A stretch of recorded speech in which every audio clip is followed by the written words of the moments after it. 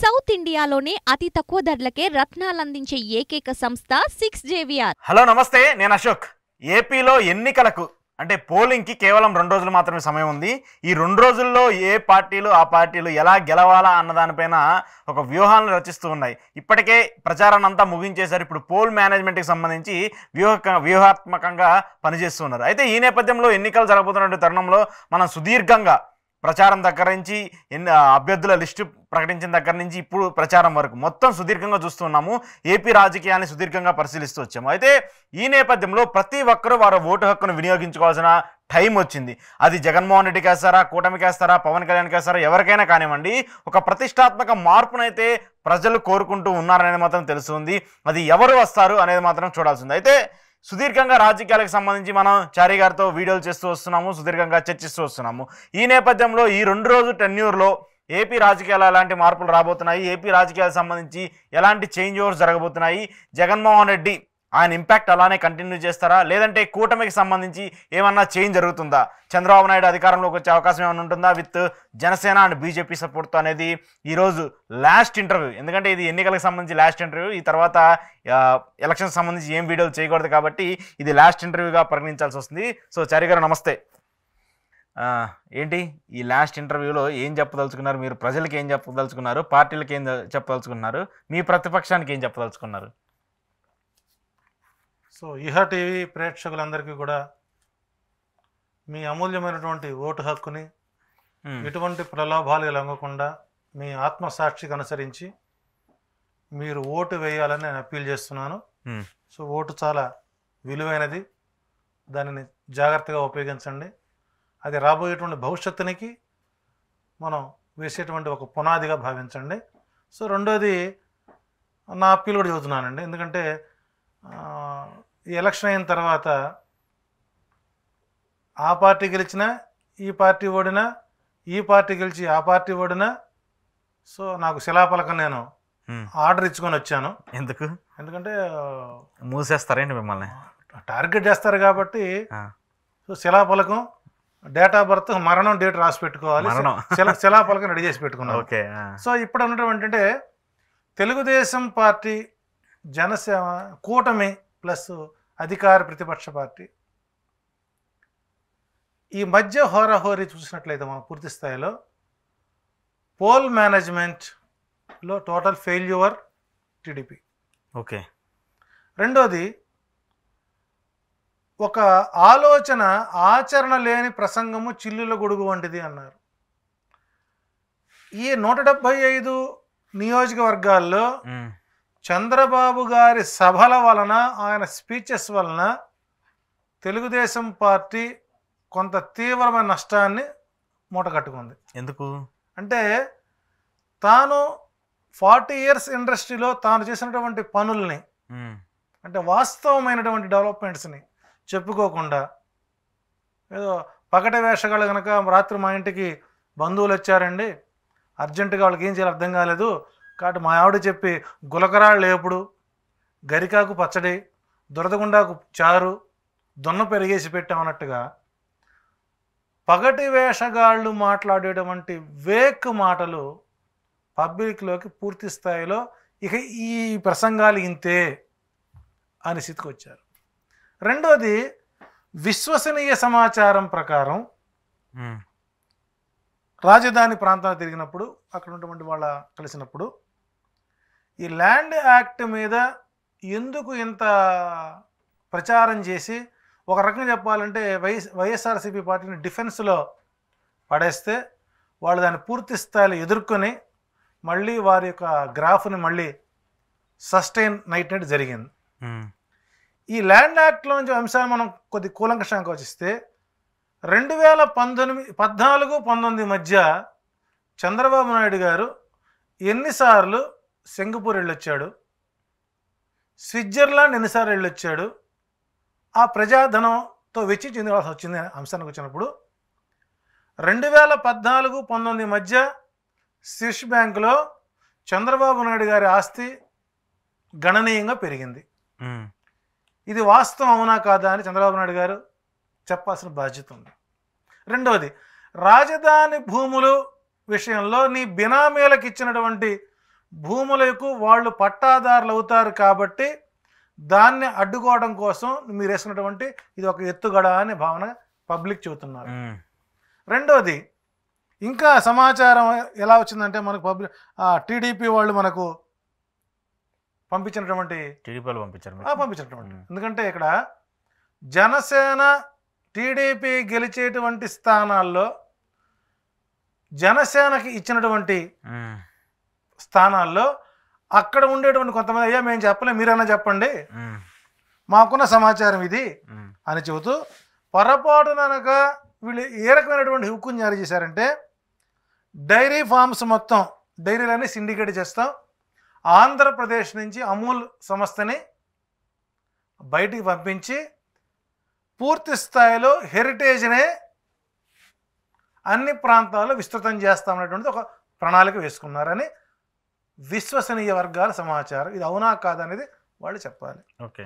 రెండోది, రిలయన్స్ కానీ మోర్ కానీ స్పెన్సర్స్ కానీ వాళ్ళు సొంతంగా ల్యాండ్స్ తీసుకొని కొంత వెజిటబుల్స్ని పండించి వాళ్ళు వ్యాపారం చేస్తుంటే రాబోయే రోజుల్లో కూడా వెజిటబుల్స్ సంబంధించినటువంటి అంశాలు కూడా మేమే ధరని నిర్ణయిస్తాం, రైతాంగాన్ని మీరు సపోర్ట్ చేస్తామని కొద్దిగా బూస్టప్ చేస్తున్నారు. మూడోది, ఇక పప్పు దినుసులు కానీ ధాన్యాలు కానీ పూర్తి స్థాయి హెరిటేజ్ బ్రాండ్తోనే మార్కెట్లోకి మేము పంపిస్తాం. రెండోది, మళ్ళీ దళారీ రాజ్యాన్నే తీసుకొచ్చే ప్రయత్నం జరుగుతుందని చెబుతున్నారు. రైతుల నుంచి తక్కువకు కొని ఎక్కువకు అమ్ముకోవడానికి పెత్తందారులను తయారు చేస్తున్నాం. ఈ అంశాలు బాగా రైతాంగంలోకి వెళ్ళాయి. రెండోది, మీ పిల్లలు చైనా స్కూల్లో చదివితేనే అలా చేరిస్తేనే మీ ఇంట్లో 2 కానీ 3 కానీ ఉంటే వాళ్ళకి మేము తల్లికి వందనం పథకాన్ని అమలు చేస్తాం కాబట్టి ఓట్లు జాగ్రత్తగా వేయండి. అంతే తప్ప ప్రభుత్వ స్కూల్లో చదువుకున్నటువంటి పిల్లల్లో ఇంట్లో ఎంతమంది ఉన్నా కూడా ఒక్కరికి మాత్రమే ఇస్తాం, అది కూడా గ్యారంటీ ఇవ్వనటువంటి అంశాన్ని గ్రామ స్థాయిలో చొప్పించారు. మూడవది, ఇంగ్లీష్ చదువుని పూర్తి స్థాయిలో చరమగీతం పాడతాం అనే అంశాన్ని కూడా, మీరు ఇంగ్లీష్ చదువుకుంటే మాకు వచ్చేది ఏంటి, మహిళలు ఎవరు పనిచేస్తారు కాబట్టి చదువుకుంటే మేము చదువుకోవాలి, మా జనం కూడా చదువుకునే అంశాన్ని అంటే పూర్తి స్థాయిలో ఏ రకంగా భయభ్రాంతులు చేస్తున్న అంశాలు బయటకు వస్తున్నాయి. రెండోది, వ్యవసాయానికి ఫ్రీ కరెంట్ కట్ చేసి పూర్తి స్థాయిలో వ్యవసాయాన్ని రియల్ ఎస్టేట్ భూములుగా మార్చే అవకాశాలు ఎక్కువ కనపడుతున్నాయి. అన్నీ రియల్ ఎస్టేట్ భూములు అంటే ఏం చేస్తారు? రాజధాని 33,000 ఎకరాల రాజధాని భూముల్లో వ్యవసాయ భూములు తీస్తే మనం ఏం చేసాం? జరగబోయేది ఇది. రెండోది, జగన్ సంక్షేమ పథకాలు మొత్తము కూడా ఏది ఉండదు అనే అంశాన్ని చెబుతూ పూర్తి స్థాయిలో వాలంటీర్ వ్యవస్థ అనేటువంటి దాన్ని పూర్తి స్థాయిగా నిర్మూలన చేసి జన్మభూమి కమిటీలకు మళ్ళీ పురుడు పోసి సచివాలయ వ్యవస్థను తీసేస్తాం. కాబట్టి ఇక నుంచి 31 లక్షల ఇళ్ల పట్టాలపై సీతకన్ను వేసి అందులో వచ్చేటువంటి అంటే అందులో ఏమైనా స్కాములు జరిగాయా అనేది మొత్తం ఒక్కసారి మళ్ళీ తిరిగి మేము ఎంక్వైరీ చేస్తాం. కాబట్టి ఆరోగ్యశ్రీలో 25 లక్షల రూపాయల చికిత్సకు మేము ఇవ్వం అని టోటల్గా జగన్మోహన్ రెడ్డి పెట్టినటువంటి పథకాలు మొత్తాన్ని పూర్తి స్థాయి నిర్వీర్యం చేస్తాం, ఆలోచించుకొని ఓటేయండి. రాబోయేటువంటిది మా ప్రభుత్వమే అని జనసేన పోటీ చేసేటువంటి ప్రాంతాల్లో సీటును ఆశించినటువంటి టీడీపీ అభ్యర్థులు కొంతమంది మాకు ఇచ్చినటువంటి సమాచారం ప్రకారం ఇలా జరుగుతుంది. రెండోది, మేనిఫెస్టో ప్రభావం తెలుగుదేశానికి టోటల్గా డ్యామేజ్ అయింది. అంటే అనూహ్యంగా ప్రభుత్వ ఉద్యోగులు ఎప్పుడైనా సరే ప్రతి సమయంలోనూ ప్రభుత్వం వ్యతిరేకంగా ఓటేస్తారు, కానీ ఈసారి 1/3 ప్రభుత్వానికి అనుకూలంగా ఓటేసానికి గల కారణాలు ఏంటని మనం కొన్ని సంఘాల వాళ్ళతో మాట్లాడినప్పుడు 40 సంవత్సరాల జీవిత రాజకీయ ప్రస్థానంలో ఎప్పుడూ విజన్ గురించి ఆలోచించే వ్యక్తి ఈసారి ఆయనలో మార్పు వచ్చి సంక్షేమ పథకాలు ఇస్తానని చెబుతున్నారు. సంక్షేమ పథకాలు అతి తక్కువ బడ్జెట్లో ఇస్తున్నటువంటి వైసీపీ ప్రభుత్వంలోనే మాకు జీతాలు లేటుగా వస్తున్నాయి, రేపు ఈయన నిజంగా మనిషి మారి సంక్షేమ పథకాలు ఇస్తే ప్రభుత్వ ఉద్యోగుల నోట్లో మట్టి, ఇక జీతాలు వచ్చే అవకాశాలు లేవు అనేటువంటిది ఒక వర్గం ఆలోచిస్తే, కొంత కమ్యూనిటీ పరంగా అంటే ప్రభుత్వ ఉద్యోగులలో కమ్యూనిటీ పరంగా కొంత ఓటు బ్యాంక్ వెళితే 60% పూర్తి స్థాయిలో వైసీపీ ప్రభుత్వానికి అనుకూలంగా ఓటు పడింది. అట్లాగే 75 సంవత్సరాలు దాటిన తర్వాత ఇంటి దగ్గరే మనకు ఓటింగ్ జరిగింది. సో ఒక్కొక్క నియోజకవర్గంలో 2000, 3000 ఓట్లు ఉన్నాయి. అందులో కూడా పూర్తిగా 90% ప్రభుత్వం అనుకూలంగా వచ్చినాయి. సో ఓవరాల్గా ప్రజెంట్ నిన్న మధ్యాహ్నానికి, నిన్న రాత్రి 11 గంటల సమయంలో మనకున్నటువంటి గ్రౌండ్ రియాలిటీలో రాయలసీమ నుంచి 37, నెల్లూరు ప్రకాశం ఓవరాల్గా 16, కృష్ణా గుంటూరు జిల్లా 15, ఈస్ట్ వెస్ట్ గోదావరి జిల్లా 15, ఉత్తరాంధ్ర 20 సీట్లు. సో ఓవరాల్గా 110 సీట్లు మనకు కనబడుతూ ఉన్నాయి. ఇది చెప్పండి, దాని నుంచి మీరు చెప్పిన దానికంటే జనాలు మీ ఇది చెప్పి దీనికోసం వెయిట్ చేస్తున్నారు. ఎందుకంటే ఇక్కడ మళ్ళీ చెప్పండి ఒకసారి ఆడియన్స్ కోసం. సో రాయలసీమ రాత్రి అంటే నిన్న రిపోర్ట్, ఇది నిన్నటి రిపోర్ట్, రాయలసీమలో 37 స్థానాలు, మొత్తం 52 ఉన్నాయి కదా రాయలసీమలో, 52 ఉంటే 37. నెల్లూరు ప్రకాశం 16, ఓకే, కృష్ణా గుంటూరు జిల్లా 15, హాఫ్ ఆఫ్ ద సీట్లు గెలుస్తున్నారు అక్కడ. ఈస్ట్ వెస్ట్ గోదావరి జిల్లా 15, ఉత్తరాంధ్ర 20. అంటే గోదావరి జిల్లాలో మొత్తం 32 అనుకుంటా, 32. సో ఓవరాల్ ఏంటంటే 103 నుంచి 110 స్థానాల వరకు రాత్రి తెల్లవారుజామున డే మారిన తర్వాత వరకు వచ్చినటువంటి పర్ఫెక్ట్ ఇన్ఫర్మేషన్. ఓకే. సో ఈ 2 రోజులు పోల్ మేనేజ్మెంట్ ఏదైనా చేంజ్ అయితే ఇంకొంచెం పెరిగే అవకాశం. ఇక్కడ ఓవరాల్గా ఏంటంటే ఎక్కడ వైఫల్యం చెందిందంటే, గతంలో మనం అనేక రకాల సందర్భాల్లో కూడా తెలుగుదేశం పార్టీ ఓట్ బ్యాంక్ జనసేనకు కన్వర్ట్ కాదు అని చెప్పాం. ఎప్పుడైతే పిఠాపురంలో కొంత వర్మకు వ్యతిరేకం పెరిగింది, అక్కడ చివరికి ఆయన కూడా చేతుల పరిస్థితి వచ్చింది. అలాంటి సమయంలో అంటే ఒకటి ఇక్కడ అనూహ్యంగా ఏంటంటే, చోటామోటి కళాకారులను పట్టుకొని వచ్చి, బహుశా వాళ్ళు కూడా నా అంచనా ప్రకారం అంత ఆసక్తిగా వచ్చిన వాళ్ళు కాదు, ఎందుకంటే ఒక సంస్థలో వాళ్ళు ద్వారా బతుకుతున్నారు కాబట్టి సింపతి కోసం వాళ్ళు వచ్చి ఉండొచ్చు. కానీ వారు మాట్లాడిన తీరు కూడా కొంత అక్కడ పవన్ కళ్యాణ్కి వ్యతిరేకత వచ్చింది. అంటే ఎక్కడ నుంచో వచ్చి ఇక్కడ శాసిస్తాము అని అంటే ఇక్కడ చెల్లదు అన్న అంశాలు అక్కడ ప్రధానంగా వచ్చి చివరికి వర్మ గారు అక్కడ వ్యతిరేకత వచ్చింది. దాంతో ముద్రపద్మనాభం గారు ఒక లేఖ విడుదల చేశారు. సో ఇవన్నీ సమీకరించుకున్నప్పుడు అక్కడ పిఠాపురంలో టోటల్గా రాత్రి రాజకీయం మొత్తం మారిపోయింది. నిన్న మధ్యాహ్నం నరసాపురంలో ఉండిలో ఉన్నప్పుడు నరసాపురం అట్లాగే పాలకొల్లు, ఉండి, భీమవరం, ఆచంట కొన్ని నియోజకవర్గాల్లో 50-50 అనుకున్నది నిన్న చంద్రబాబు నాయుడు గారి యొక్క ఉండి సభ RRRకి పెను సంకటంగా మారింది. ఇప్పుడు ఏంటి RRR గెలుస్తున్నాడు లేదా ఉండిలో? RRR 7,000 ఓట్లతో ఓడిపోతున్నాడు. 7,000 ఓట్లు పక్క రాసి పెట్టుకోండి. ఎందుకంటే అక్కడ ఓ రకంగా చెప్పాలంటే RRR వెళ్ళిన తర్వాత అక్కడ వైసీపీ గ్రాఫ్ పెరిగింది. ఎప్పుడైతే స్థానికంగా ఉండేటువంటి ఆయన ఇండిపెండెంట్గా పోటీ చేశాడో, ఆ ఇండిపెండెంట్ ఓట్ షేర్ ఎప్పుడైతే చీలిందో అది వైసీపీకి అక్కడ అనుకూలంగా మారింది. అట్లాగే ఆ ప్రాంతంలో కూడా నరసాపురం ఎంపీ స్థానం కూడా వైసీపీకి అవకాశం ఉంది. అనూహ్యంగా రాజమండ్రి వచ్చాం. నిన్న సాయంత్రం రాజమండ్రిలో రూరల్ ఒకటి అర్బన్ చూసినప్పుడు పురంధరేశ్వరి గారు కూడా అక్కడ ఎదురుగా కల్పిస్తుంది. పురంధరేశ్వరి ఓడిపోతున్నారు. అక్కడ పురంధరేశ్వరి గారు గూడూరు శ్రీనివాస్ అనేటువంటి ఒక సామాన్య డాక్టర్ చేతిలో 40,000 ఓట్ల తేడాతో ఓడిపోతున్నారు. ఓకే. సో రకంగా చెప్పాలంటే గూడూరు శ్రీనివాస్కి పురంధరేశ్వరి గారు అవకాశం ఇచ్చారు. అంటే ఇక్కడ వీళ్ళ వైఫల్యాలు. ఇంకోటి, విశాఖపట్నానికి భరత్ గారి వీడియో నెగిటివ్ అయిపోయింది.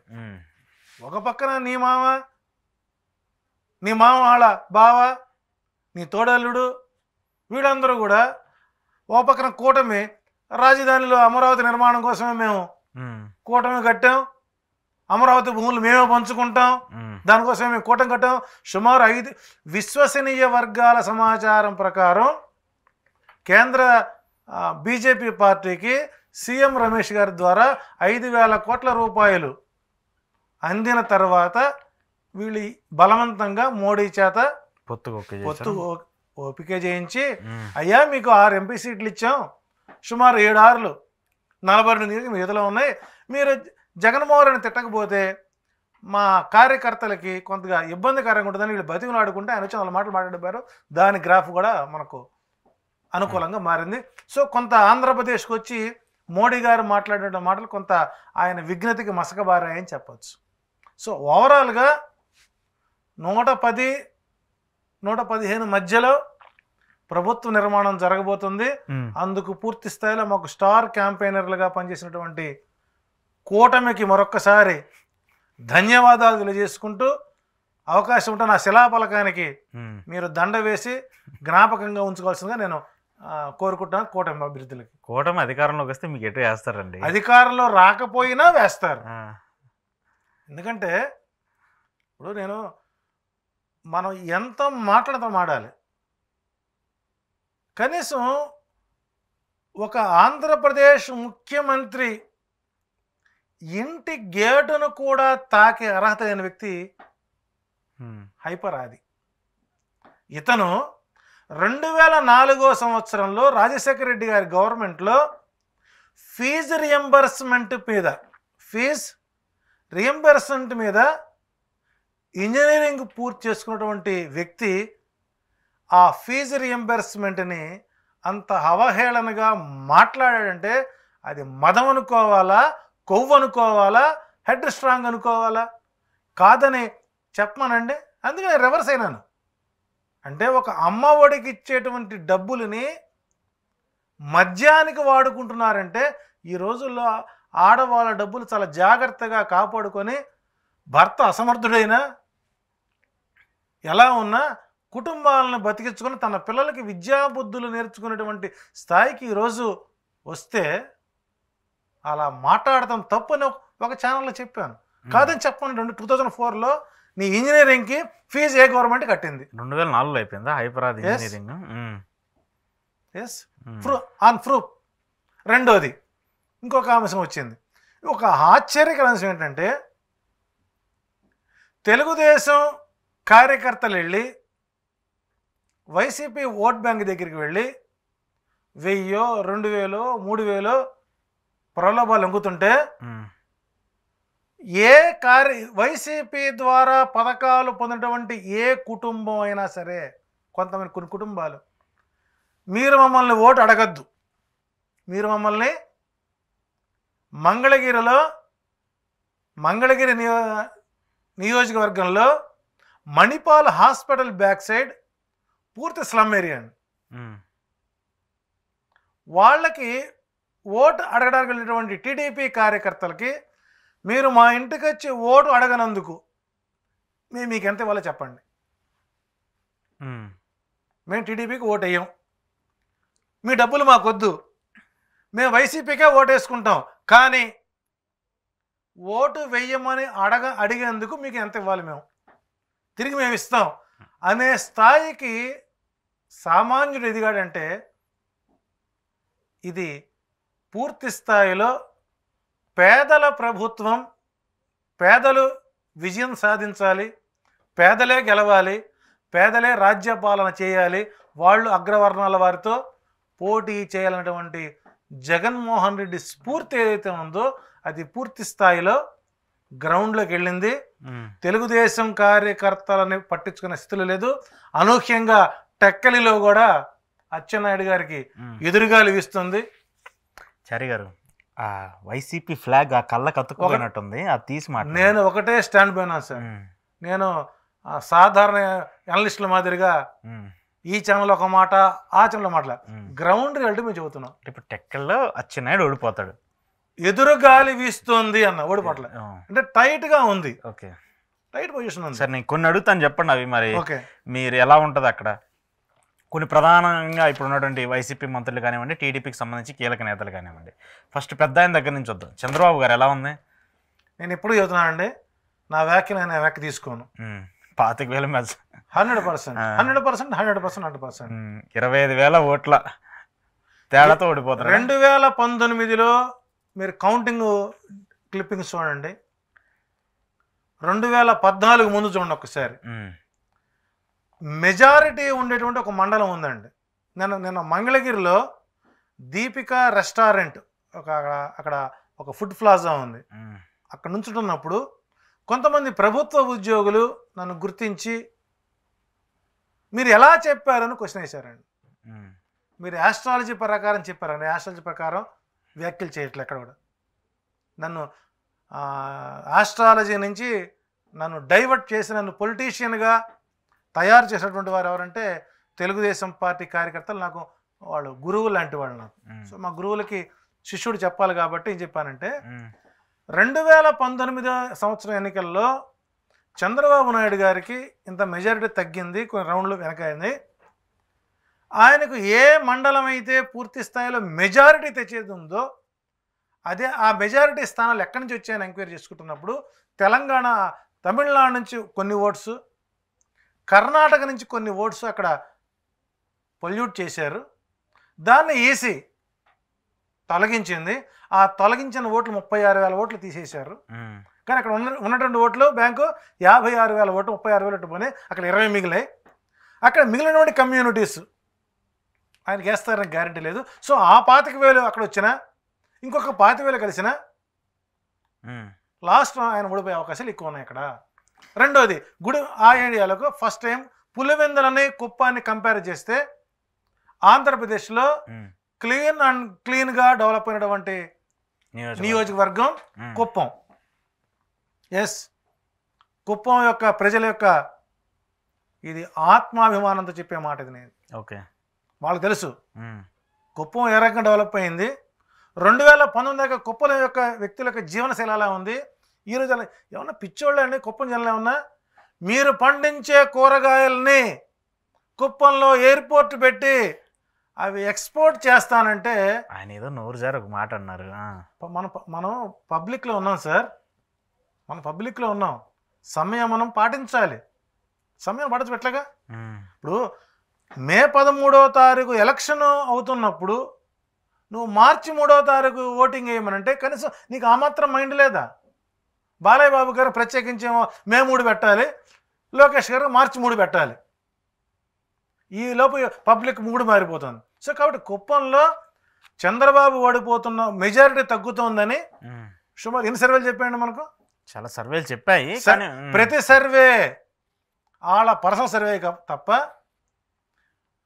పార్టీ సర్వేలు తప్ప ఒక నేషనల్ సర్వే ఇంతవరకు బయట రాలేదండి. ఒక నేషనల్ కంపెనీ సర్వే నా దగ్గరికి వచ్చింది. ఆ సర్వేలో కూడా చంద్రబాబు నాయుడు గారు మెజారిటీ తగ్గుతున్నారు, కానీ బాహాటకంగా ఎవరు కూడా ఓడిపోతారు కదా చెప్పిన వ్యక్తి నేను ఒక్కడనే. అది జరగకూడదనే కోరుకుంటా. వాళ్ళు మార్చుకోవాలి. ఆయన చెబుతున్నాడు కాబట్టి సర్వేలు మొత్తం అనుకూలంగా రావట్లేదు కాబట్టి మనం పెన్షన్ మిత్రం వాళ్ళు చేసుకోవాలి. కాబట్టి ఇది నా సెల్ఫ్ ఒపీనియన్, గ్రౌండ్ రిపోర్ట్ ఇది.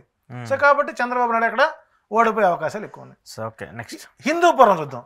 హిందూపురంలో first place Swamiji, second place YCP, third place Balakrishna. ఇక్కడ హోరాహోరీగా జరిగేది ఎక్కడ? స్వామీజీ, వైసీపీ. అక్కడ స్వామీజీ ఒక స్ట్రాటజీ ఉపయోగించాడు. ఒక కమ్యూనిటీ మీద ఒక చెణుకేసాడు. ఏంటంటే పద్మశాలీలు కానీ దేవాంగులు కానీ వాళ్ళు మన మానాన్ని కాపాడేవారు. ఆ ఒక్క మాట సుమారు 65,000 మంది మీద ప్రభావం చూపించింది. అయినప్పటికీ బాలకృష్ణ వెనకంజలోనే ఉంటారు. టైట్ ఫైట్ మళ్ళీ చివరికి స్వామీజీకి. అంటే ఇక్కడ కాంగ్రెస్ వైసీపీ ఓట్ బ్యాంక్ ఎక్కడ చీలటం లేదండి. అక్కడ స్వామీజీ ద్వారా యాక్చువల్గా అది బీజేపీ గెలిచే సీటుని బాలయ్య అడ్డుకోవడం, చివరికి అధిష్టానం చెప్పినా కూడా స్వామీజీ వెనక్కుండా ఉండటం, అక్కడ అగ్గి రాజేశాడు, బాలయ్య గారికి ఇబ్బందిగా తీసుకొచ్చారు. కాబట్టి ఆ స్థానంలో అక్కడ వాళ్ళు రివర్స్ అయ్యారు.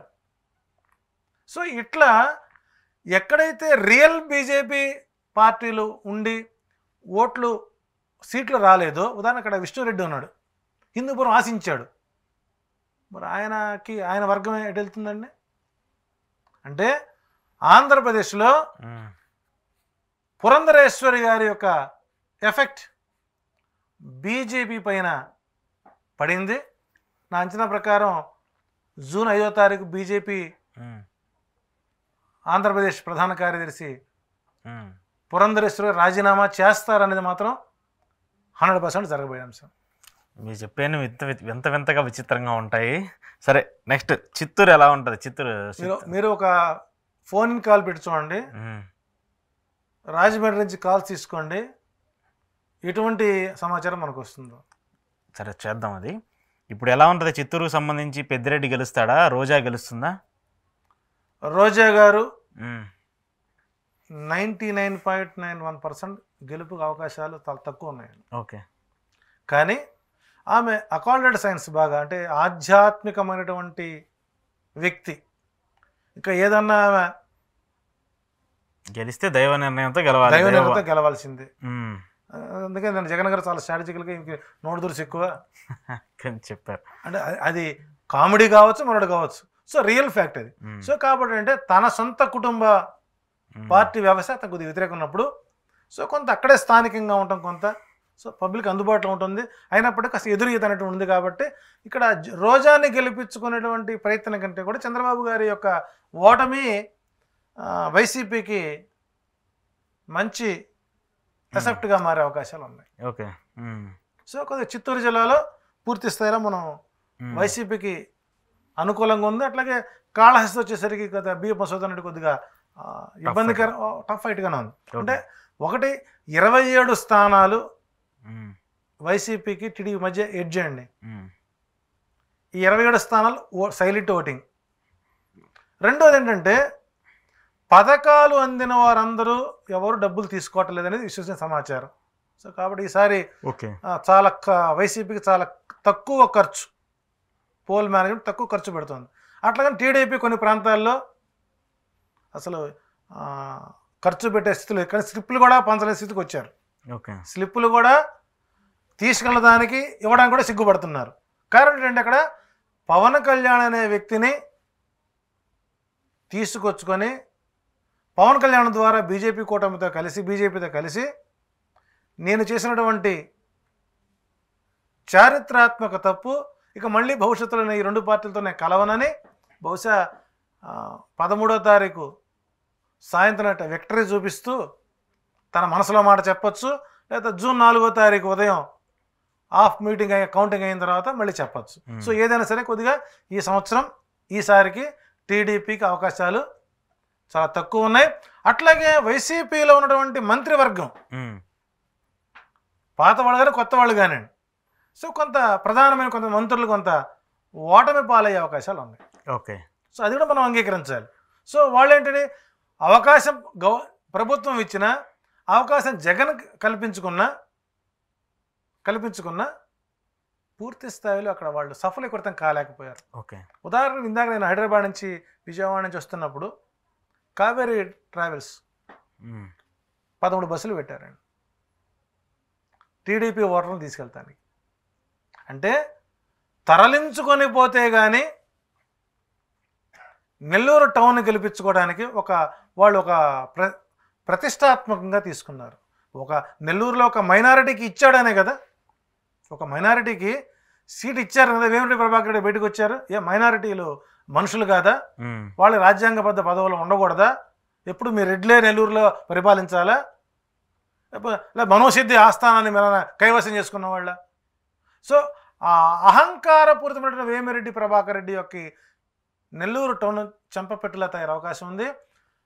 2000 ఓట్లతో అయినా సరే నెల్లూరు టౌన్ వైసీపీ పరమై పూర్తి స్థాయిలో క్లీన్ స్వీప్ అయ్యే అవకాశాలు ఎక్కువ ఉన్నాయి. ఏంటి నెల్లూరు ఎంపీ ఎవరు గెలుస్తారు? విజయసాయిరెడ్డి భారీ మెజారిటీతో గెలుస్తున్నాడు. విజయసాయిరెడ్డి గెలుస్తాడా? నెల్లూరు గెలుస్తున్నాడు, డౌట్ లేకుండా 100% గెలుస్తున్నారు.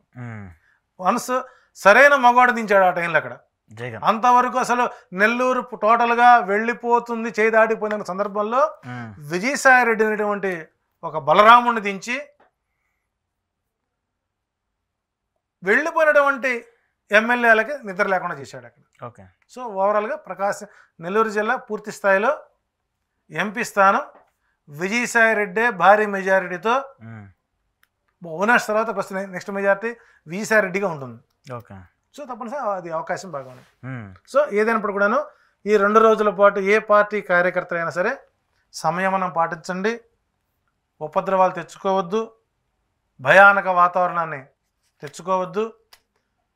మీ అదృష్టం ఏంటంటే వైసీపీ ప్రభుత్వం ఒకటే మాట చెప్పింది, నాకు ఓటు వేయకపోయినా, నాకు ఓటు వెయ్యని వారికైనా ఎలిజిబిలిటీ ఉంటే పథకాలు ఇవ్వండి అని చెప్పినటువంటి భారతదేశ చరిత్రలో ఏ రాష్ట్ర ముఖ్యమంత్రి ఆ రకంగా చెప్పినాడు. కాబట్టి తెలుగుదేశం కార్యకర్తలారా, మీకు వచ్చే పథకాలను మీరు పోగొట్టుకోవద్దు, సంయమనం పాటించండి.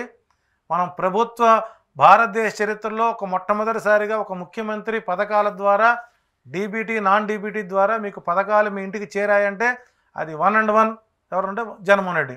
ఆ ఒక్క విషయాన్ని గమనించుకోండి. మీ మనసుకు ఎలా తోస్తే అలా చేయండి.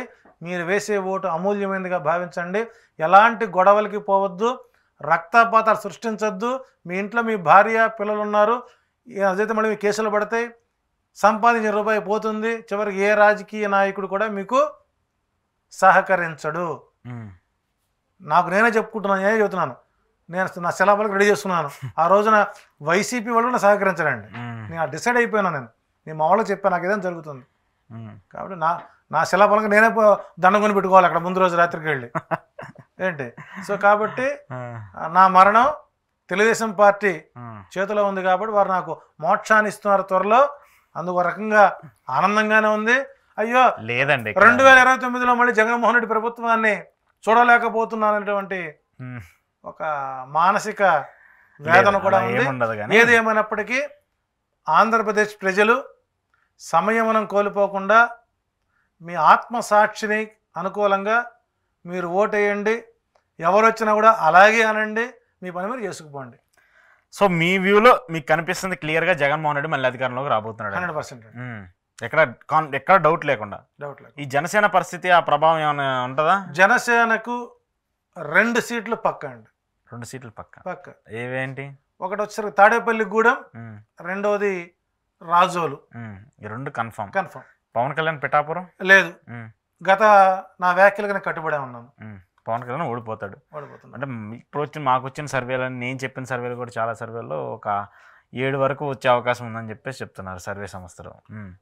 సహజంగా ఆయన పవర్ స్టార్ కదండి, మరీ అంత ఇబ్బంది పెడితే ఎట్లాగా. వేస్తే 17,000 25,000 అంటే గౌరవప్రదంగా ఉంటుంది. మరీ మొఘల్ చక్రవర్తి మాదిరిగా 7,000 చేతి అట్ట కుదురుతుంది.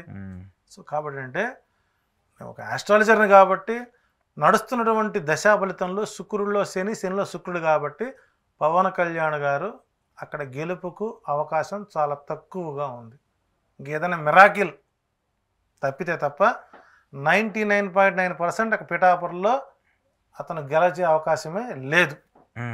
అది వద్ద నేను స్ట్రాంగ్గా చెప్తాను. ఓకే. సో అక్కడైతే అదైతే ఉంది, కనిపిస్తుంది అక్కడ ఎలాంటి ఇబ్బంది లేకుండా. సో మీ వ్యూ అయితే ఇది. చారి గారు, ఏపీ సంబంధించి మీరు కూడా ఓటేయాలి కదా, మీరు ఎవరికి వేస్తున్నారు? ఆత్మసాక్షికి అనుకూలంగా నేను ఓటేస్తాను. అంటే ఆత్మసాక్షి అంటే ఎవరు? చంద్రబాబుకి వేస్తున్నారా, జగన్కి వేస్తున్నారా? ఓటు రహస్యం చెప్పకూడదు, బయటికి చెప్పకూడదు. ప్రజల్ని ఎడ్యుకేట్ చేయాలి కదా మీరు. ఇప్పుడు మీలాంటి వాళ్ళు ఎడ్యుకేట్ చేయాలి కదా. ఇప్పుడు ఇదంతా చెప్పుకుంటూ వచ్చారు, ఓట్లు వేయమని చెప్పారు, ఇక్కడ వాళ్ళు గెలుస్తున్నారు. నేను మాట్లాడిన దాన్ని బట్టి నేను ఓటు ఎవరికి వేస్తాను అనేది ప్రజలకు తెలుసు అంటారా? ప్రజలు నిర్ణయిస్తారు.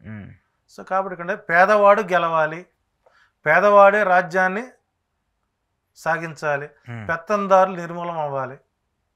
రాబోయేటువంటి రోజుల్లో పెత్తందారీ వ్యవస్థ కాదు, సామాజిక న్యాయంతో అందరూ సమానమే అన్నటువంటి స్థాయికి ప్రభుత్వం తయారు చేయబోతుంది, పూర్తి స్థాయిలో డెవలప్మెంట్ వైపు వెళ్ళబోతుంది. ఒకవేళ కనుక మీరు సంక్షేమ పథకాలను లబ్ధి పొంది సుఖపడ్డవాళ్ళం కనుక పొరపాటున కనుక మీరు మీ ఆత్మసాక్షికి విరుద్ధంగా కనుక ఓటు పెడితే మాత్రం ఇక మీకు భవిష్యత్తులో నేరుగా పథకాల ద్వారా డబ్బులు అందించేటువంటి నాయకుడు మీకు దొరకడు. హైకోర్టు ఉత్తర్వులు ఇచ్చినా కూడా ఈసీ పెండింగ్ పెట్టిందంటే ఈసీ కూడా తన స్వతంత్రతను కోల్పోతుందన్న భావన. చివరికి ఒకప్పుడు న్యాయ వ్యవస్థ మీద నమ్మకం లేకుండా పోయింది, క్రమేణా న్యాయ వ్యవస్థ మీద నమ్మకం కలిగింది. ఆ పేదలు ఇప్పుడు ఈ రోజున విద్యార్థులకి సర్టిఫికేట్లు కావాలి, ఫీజు కడితే సపోజ్ నారాయణ చైతన్య కాలేజీల్లో ఇంటర్మీడియట్ పాస్ అయినటువంటి పిల్లలకి సర్టిఫికేట్లు ఎందుకు ఆపారు అంటే జగన్ ద్వారా వచ్చేటువంటి ప్రభుత్వం ద్వారా వచ్చేటువంటి డబ్బులు అందలేక వాళ్ళు కట్టలేకపోతే కదా నువ్వు సర్టిఫికేట్లు ఆపింది. ఈ విషయం నారాయణ చైతన్య కాలేజీలో చదివేటువంటి తల్లిదండ్రులు ప్రభుత్వం ద్వారా పథకాలు అందిన వారికి తెలీదండి. సో కాబట్టి ఇక్కడ రాబోయే రోజుల్లో మీ పిల్లలు ద్వారా భవిష్యత్తులో మీరు ఉన్నత విద్యలు చదివించుకోవాలనుకున్నా పథకాల రూపంలో వచ్చే డబ్బుని జాగ్రత్త చేసుకుంటూ గణనీయంగా మీ గ్రాఫ్ని ఒకసారి మొతక చీర నుంచి గంజి చీర కట్టే స్థాయికి తీసుకొచ్చాడు మిమ్మల్ని. ఈ గవర్నమెంట్ మీకు సహకరిస్తే దరిదాపు పట్టు చీరలు కట్టుకున్న స్థాయికి తీసుకొస్తాడు. మిమ్మల్ని చాలా గౌరవప్రదంగా చూస్తున్నారు. ఓ రకంగా చెప్పాలంటే బీసీ అంటే బ్యాక్ బోన్ అని స్థాయికి తీసుకున్న వ్యక్తికి మీరు ఓటు వేయాలా వద్దా అనేది మీ ఆత్మసాక్షిగా ఆలోచించి ఒక ఓటు వేసే ముందు ఒక్క క్షణం ఆలోచించండి. పరింగిత జ్ఞానంతో ఆలోచించండి, గొప్ప మనసుతో ఆలోచించండి. లేదు మీ నెత్తిన శని కూర్చున్నప్పుడు మీ నోట్లో మీరే మట్టి కొట్టుకున్న పరిస్థితి తెచ్చుకోవద్దు. దయచేసి ఓటు అమూల్యమైనది, తస్మాత్ జాగ్రత్త, ఆలోచించి ఓటు వేయండి. చేద్దాం. ఈ 2 రోజుల్లో ఎంతవరకు మార్పులు జరుగుతాయి, రిజల్ట్ రోజులో కూడా మీరు ఉంటారు కాబట్టి దీని గురించి ఆలోచిద్దాం. అది ఖచ్చితంగా ప్రతి ఒక్కరు ఓటు వేయండి, మీ ఓటు హక్కును వినియోగించుకోండి. మీ ఓటు హక్కును వినియోగించుకొని మీ భవిష్యత్తు మీ చేతుల్లోనే ఉంది. మీ భవిష్యత్తు మంచిగా ఉండాలన్నా, మీ భవిష్యత్తు చెడిపోవాలన్నా మీ వేలు మీ చేతిలోనే ఉంది కాబట్టి ఖచ్చితంగా ఓటు వేయండి. ఇది ఈరోజు చారి గారితో ఎక్స్క్లూజివ్ ఇంటర్వ్యూ. చూస్తూనే ఉండండి ఈహా టీవీ.